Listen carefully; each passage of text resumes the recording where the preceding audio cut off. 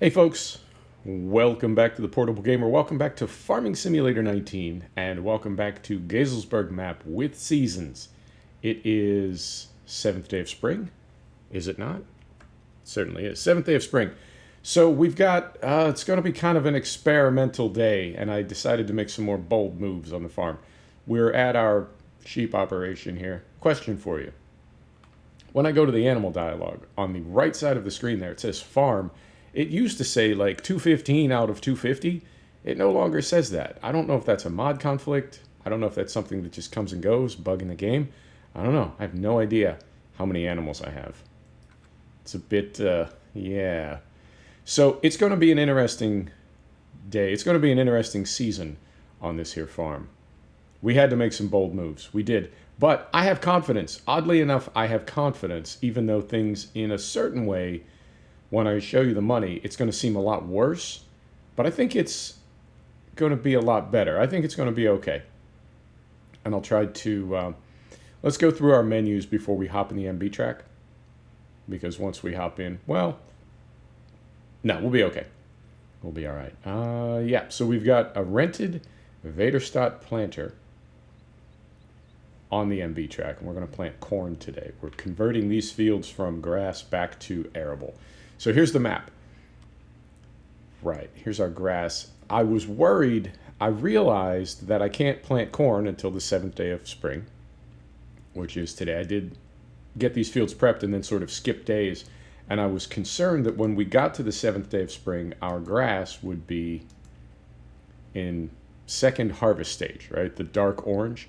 But it's not. It's not quite ready to go yet, so we're not going to have to overlap tasks. We're not going to need to get these fields worked on and then immediately start mowing grass like crazy so we can get it in before we lose second cut, right? We're okay. We'll have another day to do that. I assume it'll be the first day of summer.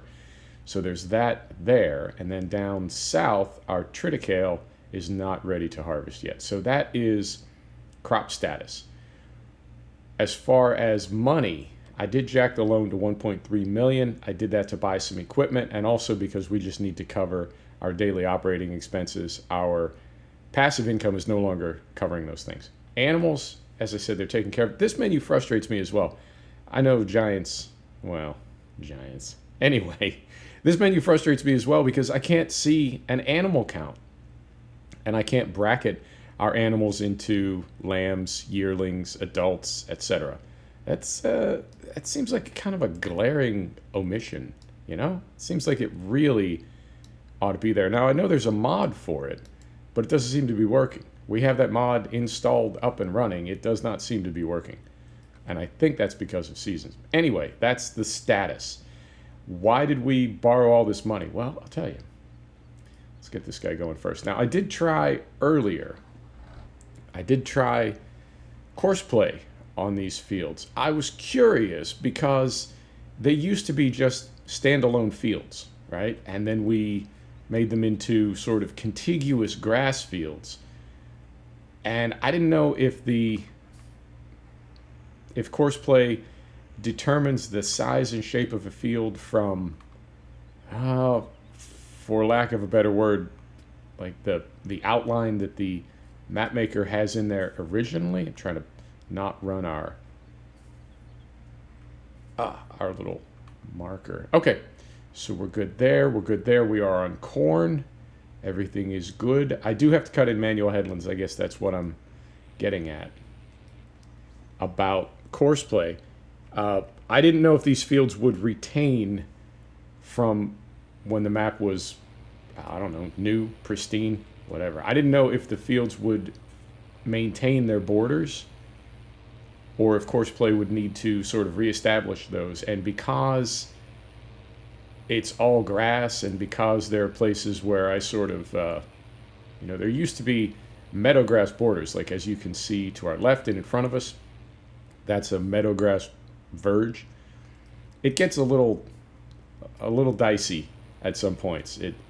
It's not quite as defined, and I didn't know if courseplay would then be essentially seeing all the grass on the entire map as an extension of this field, right? It's trying to draw a border that is infinity, and I believe that's what happened, because when I tried it with course play, the game didn't just crash, it crashed my entire computer. So I think that's a no-no. We're not going to do that anymore. So right now I'm doing the, if you know the game, if you know the workers in this game, bit of an overlap there. If you know the workers in this game, you know you really got to make it clear where you want them to stop, because if you don't, they'll just drive across the map. So we're going to put some top and bottom on this field, and then we're going to turn it over to just a dumb worker, and I think that will be okay. And then we're going to hop in our rented Zarian, and we're going to get this middle field going with slurry, well, digestate and a cultivator, and then we'll get the easternmost field going with plow. So we're working in terms of production flow, we're working west to east. So drop this. So yeah, this field that we're in now, this was the first one I plowed, and then you see the next one to the east got plowed next. The following one to the east will be plowed after that, right? You see how it works. And then we'll follow along with the cultivator, which already worked in this field, and then our planter. So we'll curve around here, like so. So yeah, it's, I spent a couple €100,000 on a slurry sprayer, the Shootmaker slurry sprayer.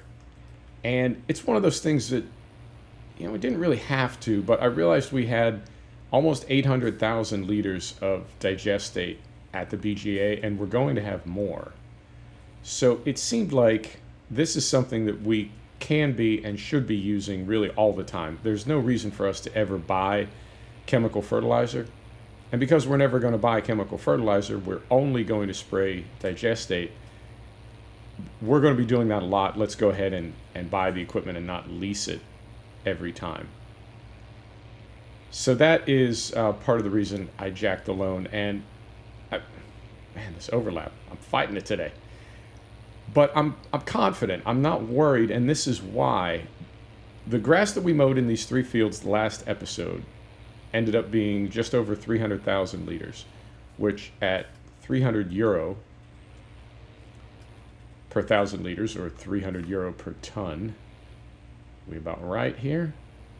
I think we're about right. And I think we've got enough headland top and bottom. We got plenty of room for our hired worker to sort things out. I may need to go in and clean things up just a little tiny bit, but for the most part, we should be okay. Right, so we got a dumb worker. We're going to turn right. I don't think you need to click that, but I do anyway. Get that off there. Oh, God. Right. Fantastic. Oh, it's a Monday. What if we pull up here a little bit? Just a little bit. How about now? Oh, God. Right. You know what?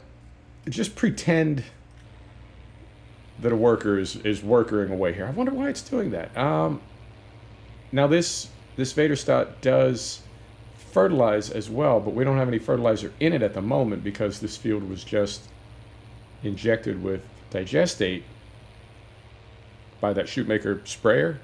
So I wonder if it's seeing it because the Vaderstadt that's on here has a fertilizer function, and because it's seeing it as fertilized, you know, I can't even speculate.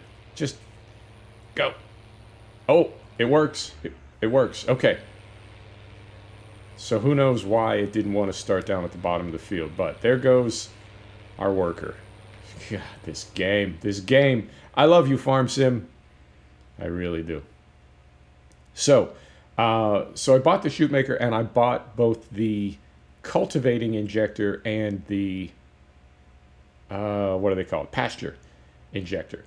So we've got both of those. I also bought the big Shootmaker loading wagon, which we can use either as a loading wagon, right, just scooping the crop up directly off the ground, the grass, or we can have it trail along beside a forage harvester.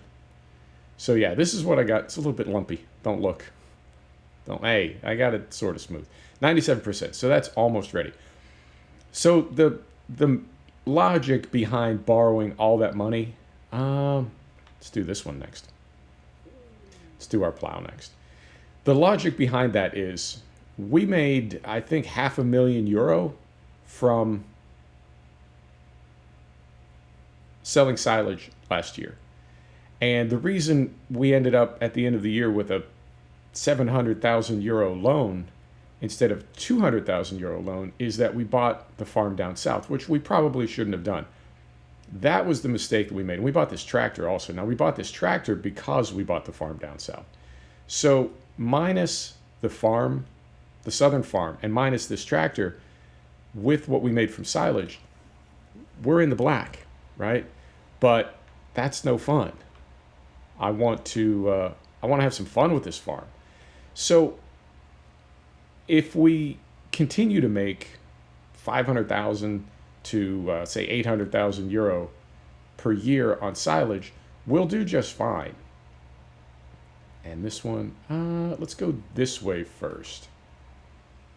We'll do just fine financially. We will. But I realize seasons forces you into the long game. I don't think with seasons that there's any way you can really make any money in a single season, as you would not on a real farm, right? And if you want to play a more casual game, that's absolutely awesome. I love it. But then seasons is not for you. And I'm not being an ass when I say that. Seasons just slows the game down to the point where it's going to take 4 or 5 or 10 years to be profitable. And I think that's where the break in the chain was for me. I was trying to find a way to make us profitable straight away to make for some good videos. And that's just not, I think, just not possible with seasons. However, it is possible. So we're going to take a little bit more risk, and we're going to stop leasing so much equipment. We're going to buy a little bit more equipment. But I believe that if we continue bringing in grass and now bringing in corn, which is what did we agree? 3x the volume of grass? Really? That is that's a very fierce little tree. My goodness. Didn't budge. If these 3 fields gave us 300,000 liters of grass, in theory, with corn for silage being 3x, they should give us 900,000 liters, which is over €250,000. So it's going to add up pretty quickly. It just adds up pretty quickly over the years rather than over a single season. So I'm confident. I'm cautious, but I'm confident. More so than I was before. I was, I guess, continuing to see seasons as not holding us back, but I was trying to look at the economic modeling as, we're not going to make money this year. Are we ever going to make money? Well, yeah, of course we will. It just takes time. But that's sort of the whole point of seasons, and that's, I guess, the best thing and the worst thing about it is it makes the game a lot more challenging and a lot slower, but definitely a lot more realistic. And I'm just going to skirt along the edge of this mighty tree right across there. We'll go down to the bottom. We'll throw another one down there. Then we'll put this on a worker, this Klaus, and then we'll hop in the Zarian. And that, I believe, even if Courseplay could see the edges of these fields, I believe that is with 4-wheel steering in the Zarian itself, and with a steering axle and the way that Shootmaker is set up, I think we'd be asking for trouble trying to put it on Courseplay anyway. So at best, we'll put it on a hired worker, but let's see how that goes. Right, so we'll cut in a little headland down at the bottom here. And you know what I mean about hired workers. If there's not really a very distinct line between where they are and where they're going, they'll just keep going. So got to do this. And I know it's not how it's done in real life. Typically you would do this last, so you wouldn't be making your turns on field that had already been plowed. But you know what? This is how we got to do it. And you may have noticed Not typical for me. I'm using a traditional plow. And I did okay with it, I have to say. It got a little wonky in that first field a couple of times, and I did have to, I just leased the very cheapest, very smallest Amazon cedar, and I had to go back and put some grass in a couple places that I had inadvertently kind of driven over. Our crop grass that we planted in other places, as soon as I touched it with the plow, of course, it was gone, so I had to go back in and replant that. It was just a couple small areas, but you know what I mean? I could see them. They were always going to bug me. Now, here's another. I've heard both, and this could be, you know, in my part of the world, we do it this way, and in your part of the world, you do it that way. But I'm told that with this type of plow, you always want the wheel on the area of the field that has not been worked on yet. And then I've heard other people say, I've heard other people say exactly the opposite, and that, let's get this on 270. Yeah.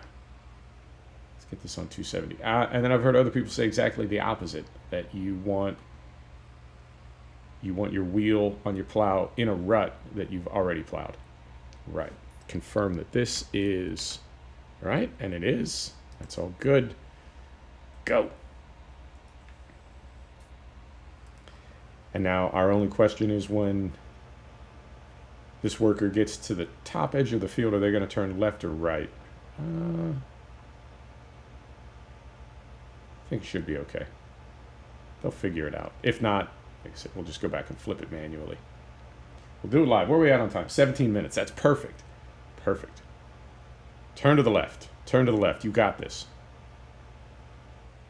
Beautiful. And how's our MB track and our Vader stat doing?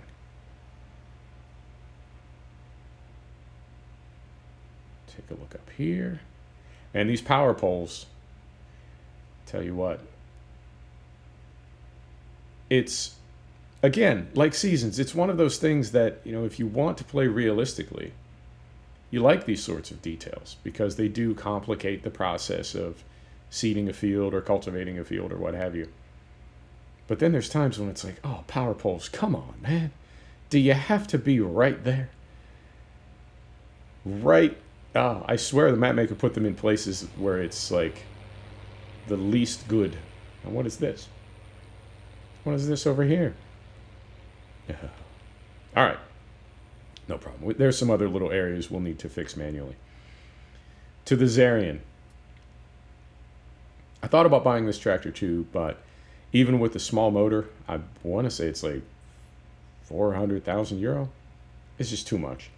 It's too much. The slurry injector with both of the attachments was $250,000. It's crazy.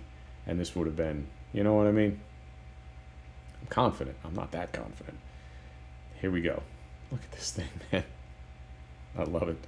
I love it. However, I have definitely been turned away from massive equipment for no reason. I mean, we're using this now because it's appropriate, but Discord, man, those people on Discord, they got me sorted out. I'm no longer a fan of gigantic equipment. Right, extend the wheels. Beautiful. And again, we'll do the same thing on this field. We'll cut a headland in top and bottom. All right, and then this thing, we turn the motor on, we turn the pump on, is that right? We turn the pump on, and then we lower. So we'll go across here. Yeah, I was curious with that BGA. I want to say that when we used it on Meadow Grove, for some reason I had it in my head that there was a 250,000 liter sort of a hard stop as far as capacity. What do we do about that? I guess we should have started at the other end. So can we carefully. Do that little bit. Yeah, for some reason I had it in my head that there was a 250,000 liter cap, and I was curious what would happen if we went over that. And what I learned today is there seems to be no cap. You can just keep going. So we were at almost 800,000 liters, and even at 25,000 liters per fill, this thing will, we got plenty of fertilizer for both north and south farms, to the point where I'm thinking of finding a place down south to install a lagoon, and then we'd use a lorry to haul it down there, 40,000, 50,000 liters at a time, and fill a lagoon that we could then draw from, so we wouldn't need to be running trucks back and forth when we're using slurry. Sorry, I keep saying slurry. Digestate. Using digestate on our southern fields. But either way, we'll sort it out.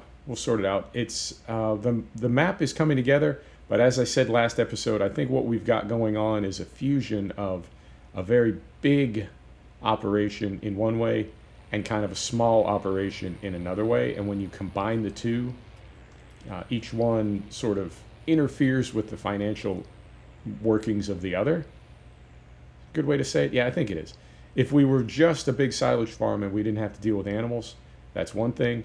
If we were just a couple small animal farms, then we wouldn't need to worry about things like leasing Zarians and $250,000 slurry sprayers and that sort of thing. So it's fine. We're living and learning. And every map, I swear, on this sim, every map, you just figure out new things about how to sim farm. I'm always looking stuff up about how to farm in real life. No, we just did this there. Let's not do it again. So we'll go to the other end and we'll come back and make our passes this way. Wait for our worker to turn around there. So yeah, and one other thing, and this was, I guess, sort of why I was vexed about not having a count of animals, is I wasn't sure what happened. So we've got a 250 capacity sheep pen right now. I wasn't sure what happened when you hit 250. I think they just stopped reproducing. But I noticed that the older our animals get, the more they're worth, and it keeps going up and up and up. So I have sheep now that are €500 per sheep. I was selling in the spring, after we had lambs, I was selling a mix of lambs and older animals because I didn't want to have all lambs and then it would be forever until they were able to reproduce. I didn't want to have all old animals that, hang on, let me get backed up here, that aren't making lambs. So I was trying to, you know what I mean, trying to have kind of a mix of animals. So I sold a mix of animals as well. I'm wondering now if we shouldn't not sell any animals, not sell any sheep, just let them make wool, right? And let them just become more and more and more expensive and see where it goes.